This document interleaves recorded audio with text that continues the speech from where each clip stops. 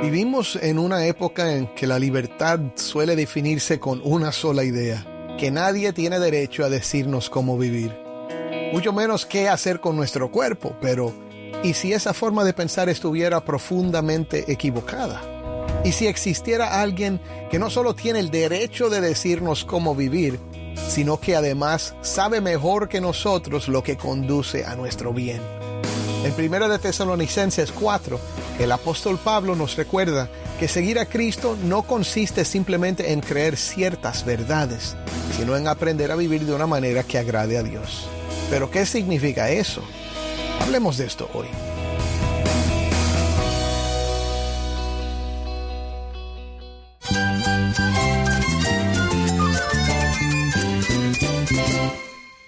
Cristo es todo para mí. Mi Salvador, mi amigo, mi guía. Cristo es mi verdad. Es nuestra guía, nuestro faro. Cristo es el Señor y Salvador. Nuestro protector, nuestro amparo, nuestra fortaleza. Es Jesús, el único que te lleva a Dios, el único camino, la verdad y la vida. No hay más ningún camino, es Jesús. Estás escuchando El Faro de Redención. Cristo desde toda la Biblia, para toda Cuba y para todo el mundo. Hola, soy el pastor Dani Rojas, el director y locutor del Faro de Redención. Gracias por acompañarme hoy. En esta serie, Esperanza Firme en un Mundo Inestable, estamos recorriendo 1 de Tesalonicenses para descubrir cómo el Evangelio nos sostiene cuando todo a nuestro alrededor parece incierto. A lo largo de estos 15 episodios veremos que nuestra esperanza no depende de circunstancias cambiantes, sino de la fidelidad de Dios y de la obra de Cristo. Hoy llegamos al 7º episodio de este estudio de 3 semanas. En este episodio, Jason Arévalo nos va a llevar a 1 de Tesalonicenses 4, del 1 al 8, para mostrarnos que la voluntad de Dios para nuestra vida es mucho más clara de lo que solemos pensar. Vamos a descubrir que la verdadera libertad no consiste en vivir según nuestros propios deseos, sino en pertenecer a Cristo y crecer en una vida de santidad que refleja nuestra esperanza en medio de un mundo inestable. Si tienes una Biblia, busca 1 de Tesalonicenses 4 y quédate conmigo para ver a Cristo en su palabra.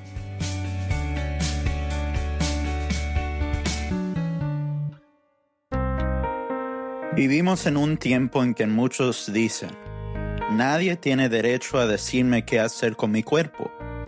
Pero esa idea no nació en el siglo XX. Desde el principio, el corazón humano ha querido decidir por sí mismo lo que es bueno ante sus propios ojos. Hoy, Pablo nos recuerda algo distinto. Nuestro cuerpo le pertenece a Cristo. Él es el Señor. Hay alguien que sí tiene todo el derecho a decirnos qué es lo correcto. Y ese alguien no eres tú. No soy yo. Es Dios. En 1 de Tesalonicenses capítulo 4, versículos 1 al 8, encontramos una verdad que nos toca de cerca. Aunque somos de Cristo, muchas veces vivimos como si nuestros deseos y nuestro cuerpo siguieran siendo nuestros. Buscamos satisfacción sin preguntarnos, ¿qué quiere Dios? Y sin pensar en el bien de nuestro prójimo.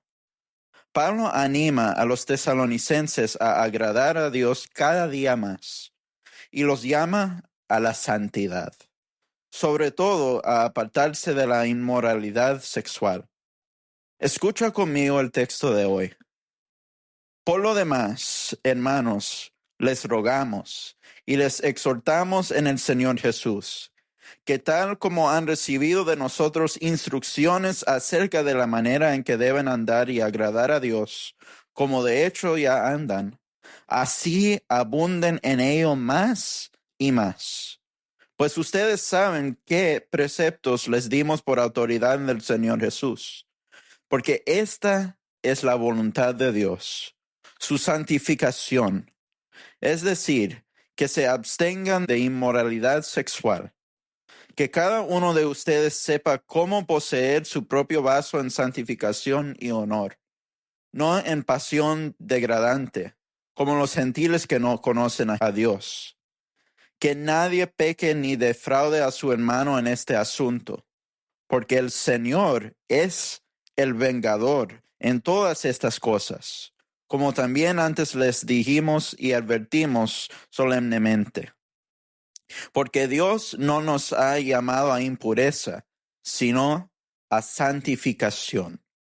Por tanto, el que rechaza esto, no rechaza a un hombre, sino al Dios que les da a ustedes su Espíritu Santo. La palabra de Dios. Amén. ¿Qué significa vivir una vida que agrada a Dios? Lo primero que significa es recordar los mandamientos que recibimos. A lo largo de esta carta, Pablo les repite a los tesalonicenses cosas que ellos ya saben. Eugenio Green, en su comentario sobre la carta, lo dice así: una y otra vez insta a los tesalonicenses a recordar lo que ya sabían. Y cuando su enseñanza era recordada, su esperanza era que no la ignoraran, sino que la pusieran en práctica. Recordar no es un ejercicio aburrido, es parte de cómo Dios nos forma. Piensa en el pueblo de Israel. Dios les mandó recordar su ley, y de manera especial una confesión que ellos llamaban el Shema. Shema significa oye.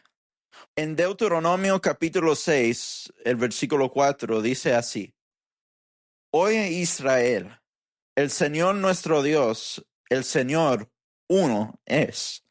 Y amarás al Señor tu Dios con todo tu corazón, con toda tu alma y con todas tus fuerzas. Esas palabras eran el corazón de su fe. Por eso Dios les mandó escribirlas por todas partes, en sus casas, en sus puertas, hasta en sus manos y en su frente. Debían leerlas, repetirlas y enseñarlas a sus hijos para que las cumplieran. Pero no olvidemos algo muy importante. El que de verdad nos enseña su ley es Dios mismo.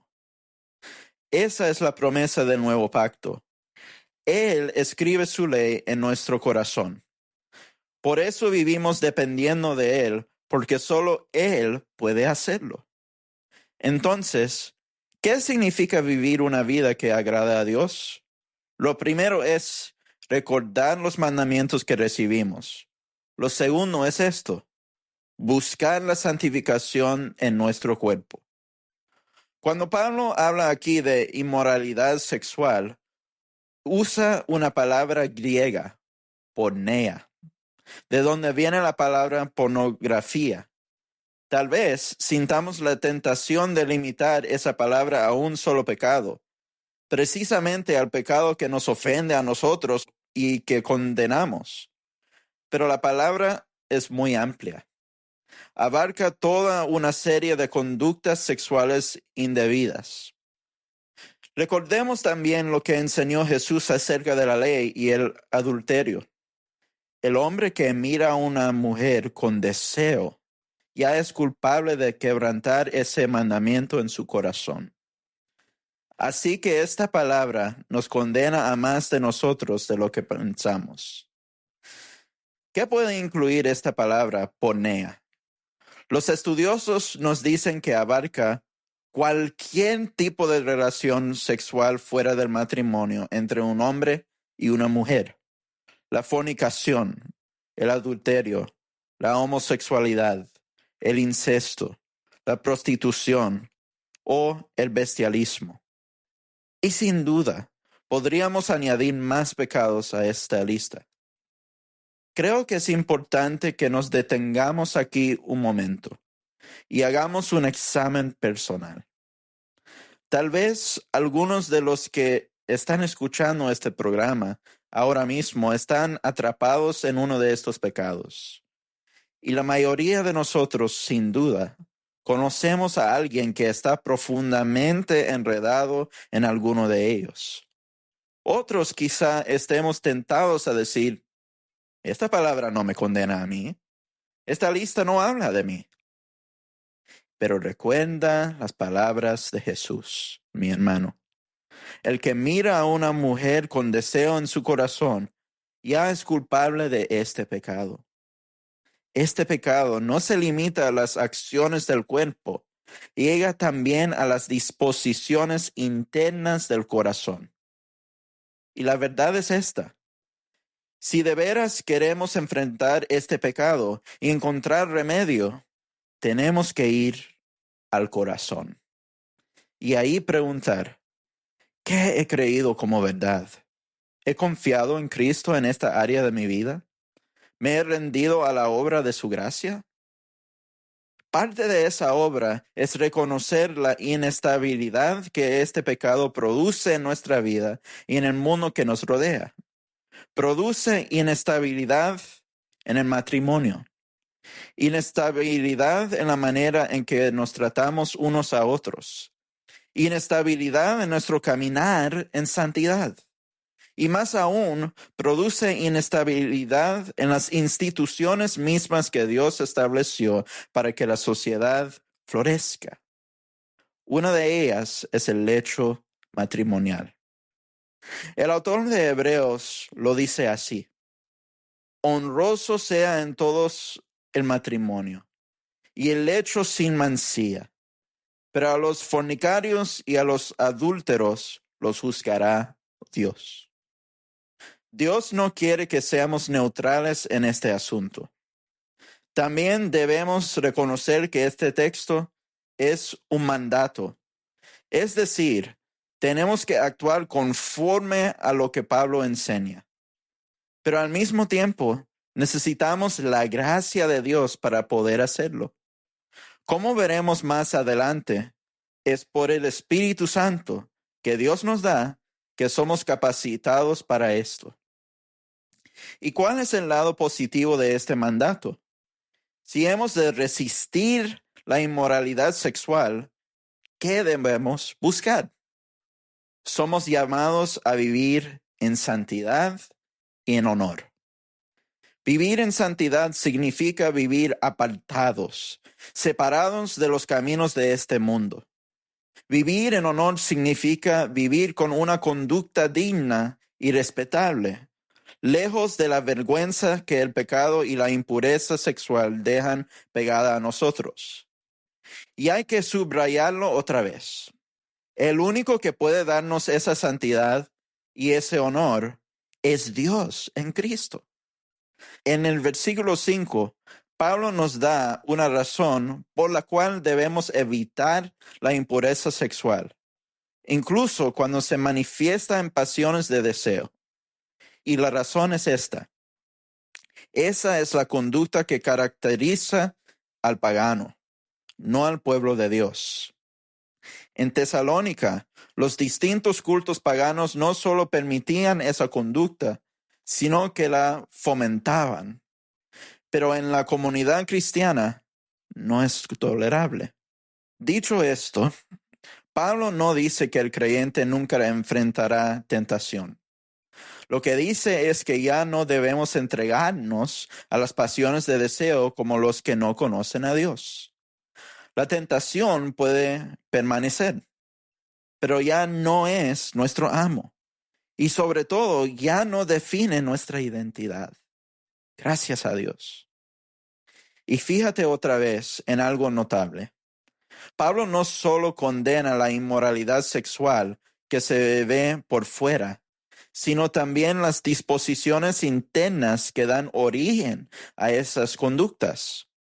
Esto nos lleva de nuevo a la ética sexual que enseñó Cristo, quien condenó la lujuria como una violación del séptimo mandamiento. Debemos alinear nuestra voluntad con la voluntad de Dios.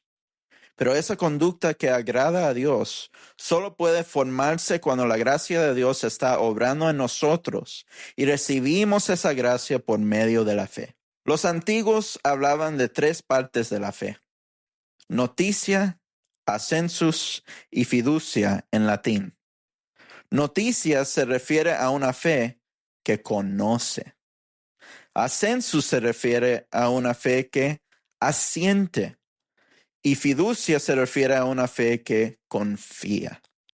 O sea, la fe conoce, asiente y confía. ¿Cómo se ve esto frente a las pasiones de deseo? Primero, hemos de conocer lo que Dios enseña, que esas pasiones son deshonrosas.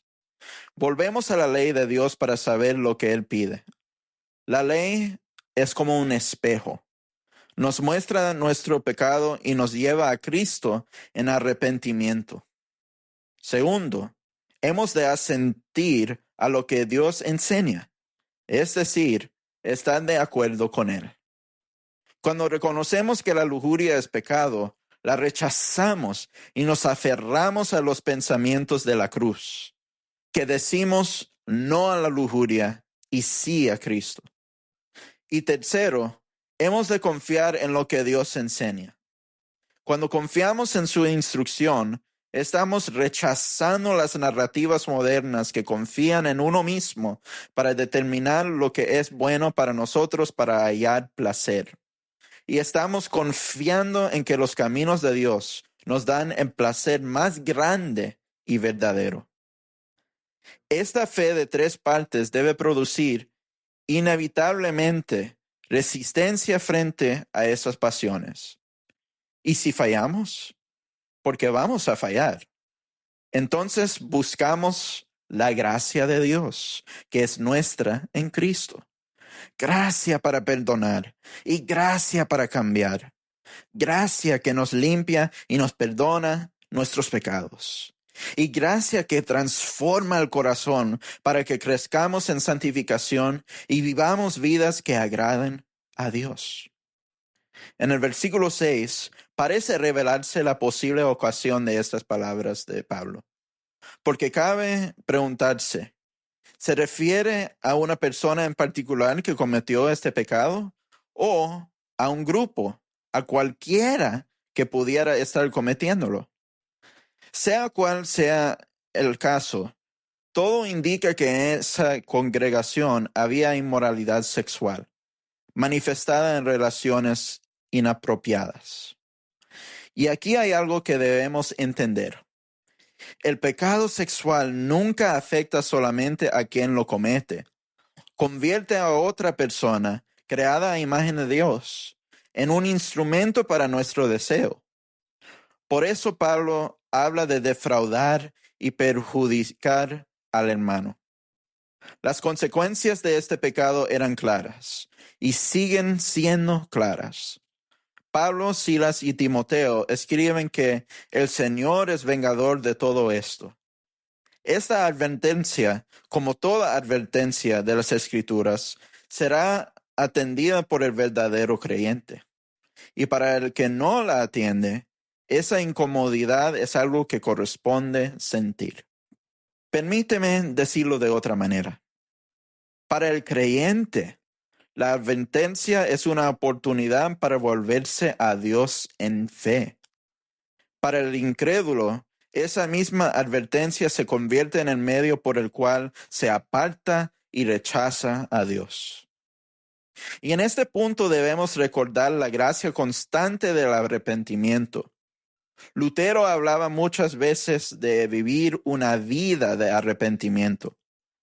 En la primera de sus 95 tesis escribió: cuando nuestro Señor y Maestro Jesucristo dijo, arrepentíos, quiso que toda la vida de los creyentes fuera arrepentimiento.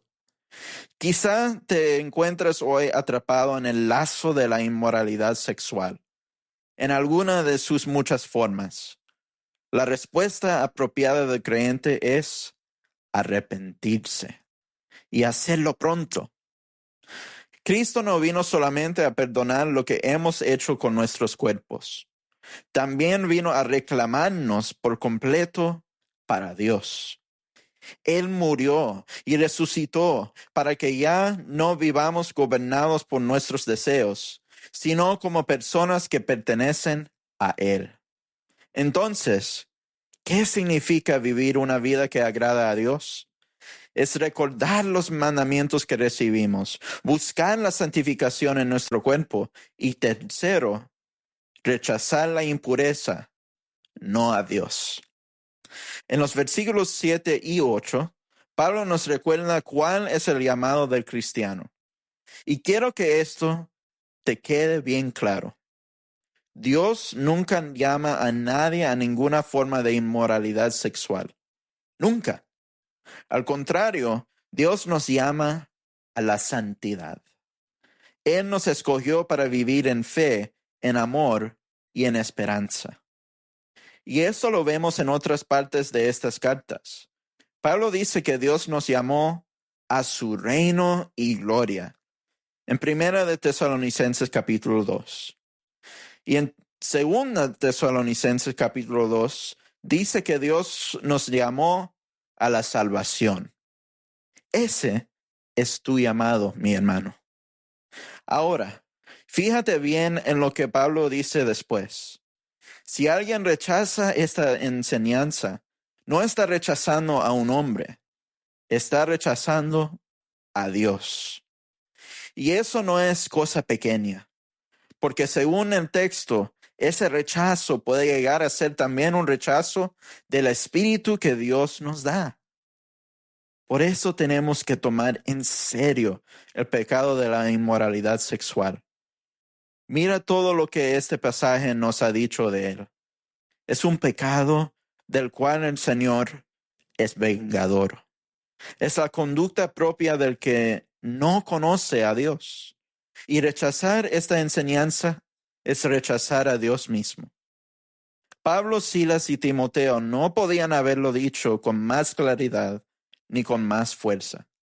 Entonces, ¿qué hacemos con todo esto?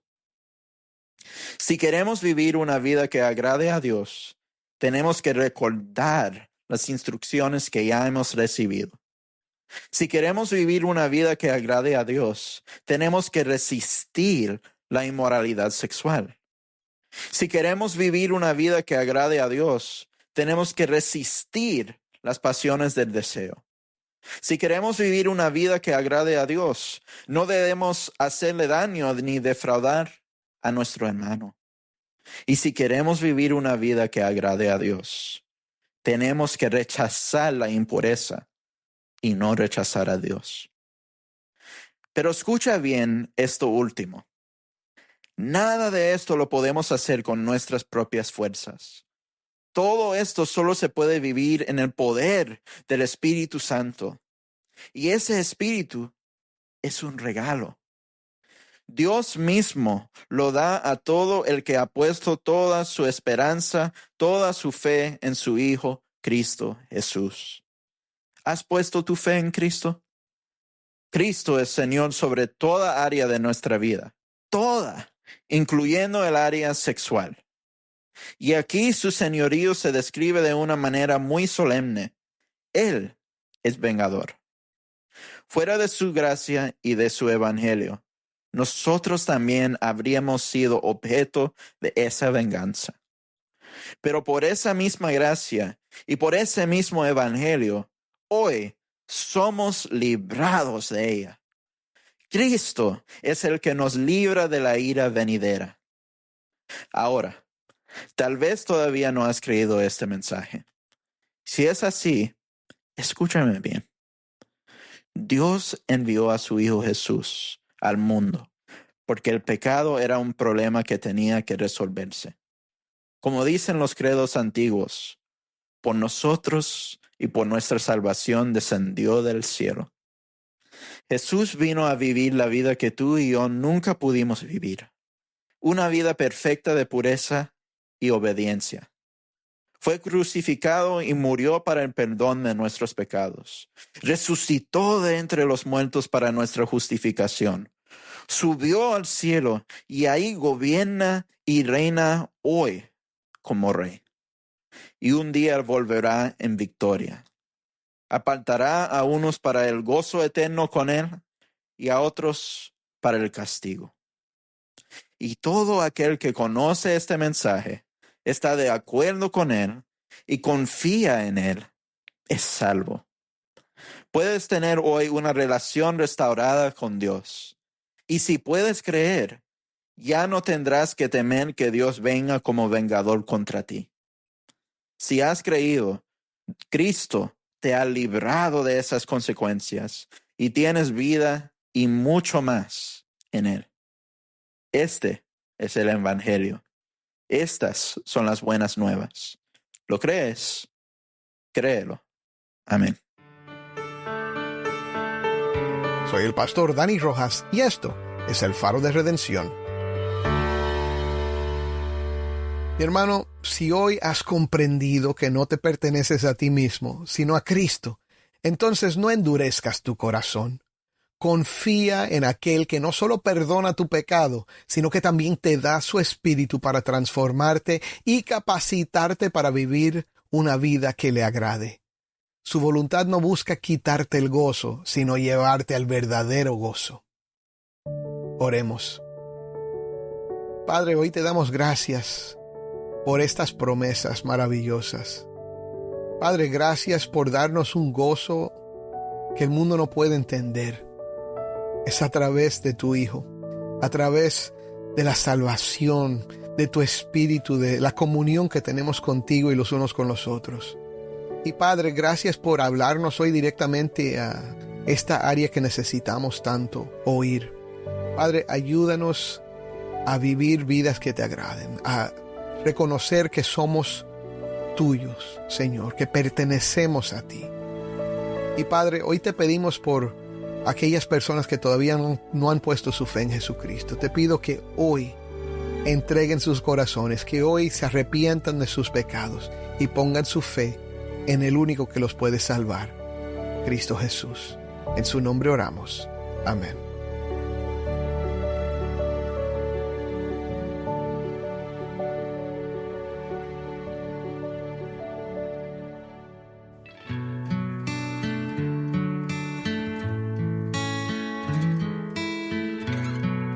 Antes de despedirnos, quiero compartir una oportunidad especial contigo.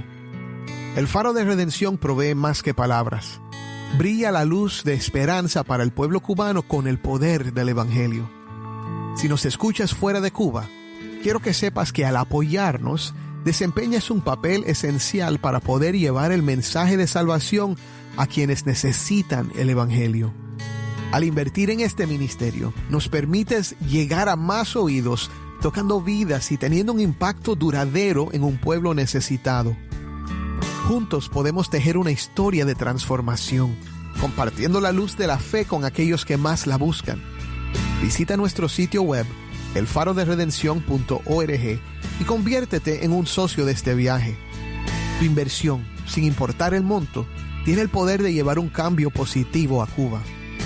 Gracias por unirte a nosotros en difundir la luz de Cristo desde toda la Biblia, para toda Cuba y para todo el mundo. Tu colaboración significa mucho para nosotros y para aquellos cuyas vidas tocamos juntos.